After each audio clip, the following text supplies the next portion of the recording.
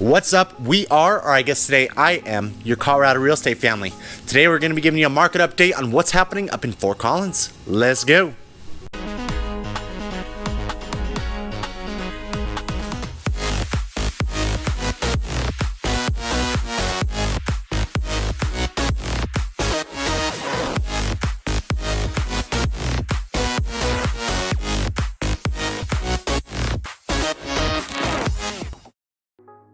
If this is your first time watching us, my name is Pete Sweeney. What we'd like to do on this channel is cover Denver and all of its surrounding areas, giving you that boots on the ground expert advice that you need when making that decision of relocating into Colorado. Along those lines, I'm also a licensed real estate agent here in Colorado, helping you out with all your real estate needs. So if you're looking at relocating into this beautiful state of ours, give us a call on the phone number right below right there.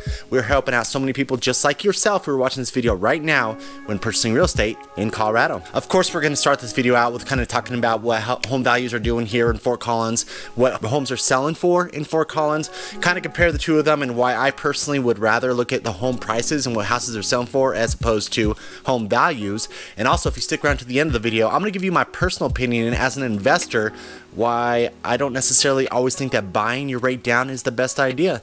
So let's go and start out. So median home values, the reason that I always choose median sales prices because the majority of you who are looking at moving into Fort Collins, you're looking to buy a house, right? And so although that value might be great when you're looking at equity gains for the future to come, if you're owning a house in Fort Collins, right now your main goal is buying a house in Fort Collins. So you want to know, okay, cool, what can I buy a house for? So what's the median home value in Fort Collins? You're looking at right around $574 as of July of 2022. Now, just a real quick point is most of these numbers, most of these stats are going to be based off July because we're not through August yet. So we haven't gotten 100% of our stats in order to give you the most up-to-date information. So 574, that's actually up 19% from July of 2021. So year over year, you know, you're looking at 19% raise.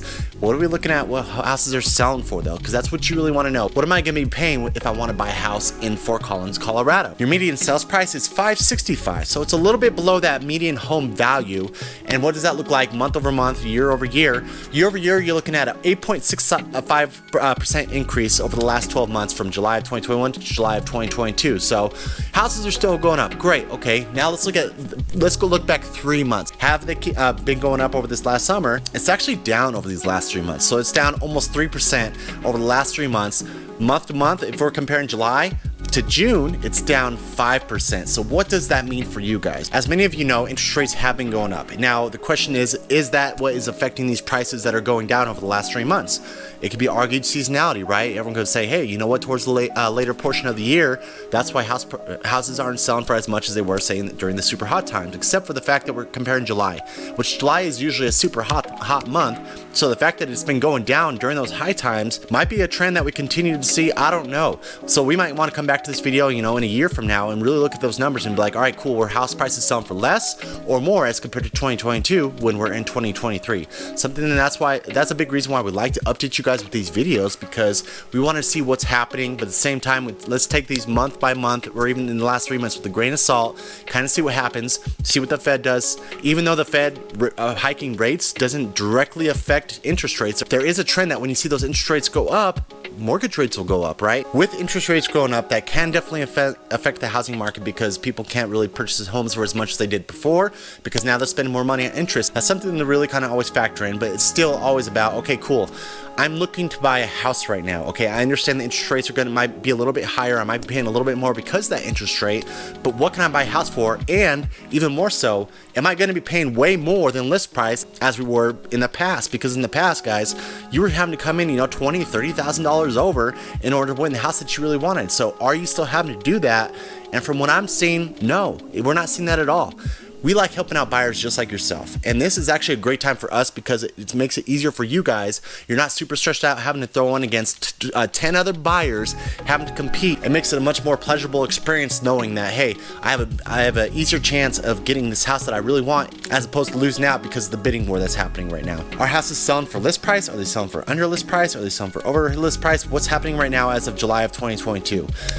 Here's what I'm looking at right now. It's July of 2022. Houses were selling right at list price, 100% of what a seller is asking for. Now, is that going to go down? The trend is kind of projecting that way a little bit. All right, so if we go all the way back to April, houses were selling for 106% of list price. Okay, so they were selling for more.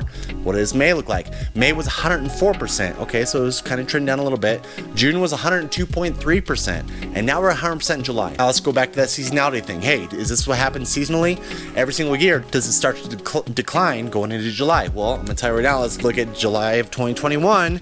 Houses were selling for 103%. So based on year over year, houses are selling for right at list price as opposed to last year. They're selling for more than list price. So that's good news for you guys if you're looking at purchasing homes in Fort Collins. You might be able to get into the house that you really want at the price that it's actually listed at. You're not going to be paying a ton more. And if we're talking the boots on the ground aspect, what are we seeing professionally when we're helping out buyers who are buying houses in Fort Collins? We are seeing that most of the times that the first house that we put an offering on, we're getting that contract, which is amazing. It means that we don't have to do as many showings, that you guys aren't having to get your hearts broken over that one house that you really wanted, that you ended up getting outbidded on, and then we're gonna have to go find some other houses. So it's great for you guys.